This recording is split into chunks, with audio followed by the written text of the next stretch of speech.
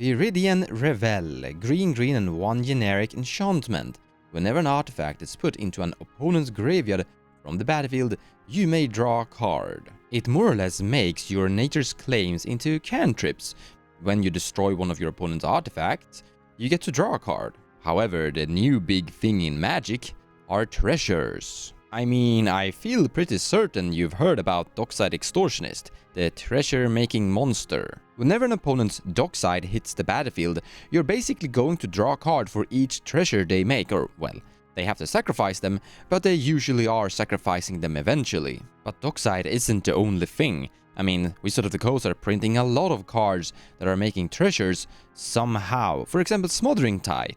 Now this one actually has a really interesting and weird synergy, or anti-synergy, depending on how you look at it. So whenever you get to draw a card somehow, Smothering Tide from your opponent will trigger and they will make a treasure.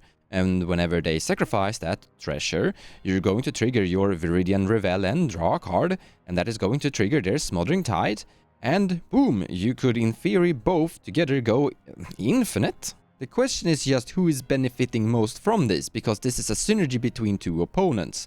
Smothering Tide player basically has, in theory, mana equal to the deck size of the Viridian Revel's player, or until that player decides to not draw a card, that is. And maybe in this situation, if it is the Smothering Tide player's turn, maybe you shouldn't create a draw trigger and create a new treasure, because whenever the Smothering Tide player basically cracks a treasure, they get a new treasure, which would theoretically mean infinite mana.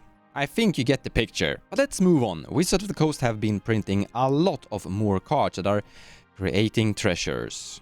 Magda Brazen Outlaw is a commander that shows up sometimes in games, but also sometimes even showing up inside the 99 of various decks. Lotus Petal and Jeweled Lotus aren't making treasures, but they sacrifice themselves, and they are quite popular. Like, Lotus Petal is soon an auto-include must-have inside close to every cEDH deck, and Jeweled Lotus pretty much the same, and yeah, when your opponents crack them, your Viridian Revel will definitely trigger. Malcolm, Keen-Eyed Navigator, is a commander that sometimes pops up and creates treasures whenever it connects to someone's face. But it's gotten a new older brother, Tivit, Seller of Secrets.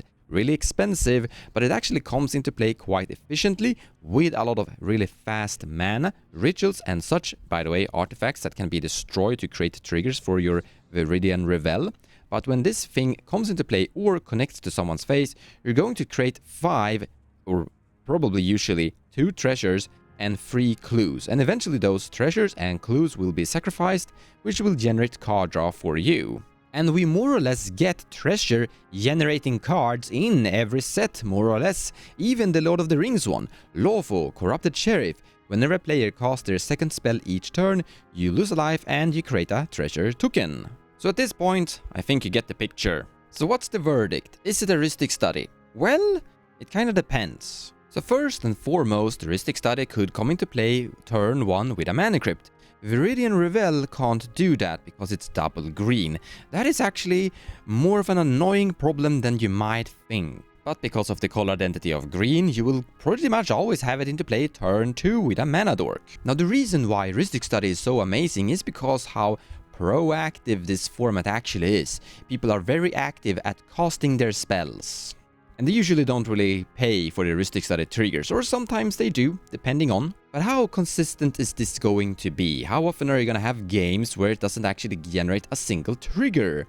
I've actually played this card before Dockside existed, and Viridian Revel back in the days was kind of underperforming. It really needs these cards' effects from your opponents that are generating treasures, and you need your opponents to sacrifice your treasures for this green enchantment to become a Rhystic Study equivalent. So as for today, I don't think this is going to guaranteely always be producing a lot of value for you in every single cEDH game you enter into.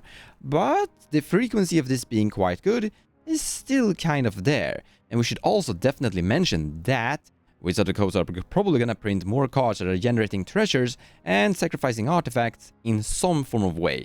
So the power level of this card could definitely grow. The final verdict, more or less, is that this is definitely a card that you should start to consider, have in your maybe board, and start to like play test and see how it feels. It's probably going to become better over time. And by the way, it's currently on a budget. You can pick this up for like $1 or something of the sort. Like, it's uncommon, and I don't think it's gonna see a reprint for a while. Eventually it might, but still, it's on a budget. Thank you so much for watching, guys. Take care. I'll see you in the next video.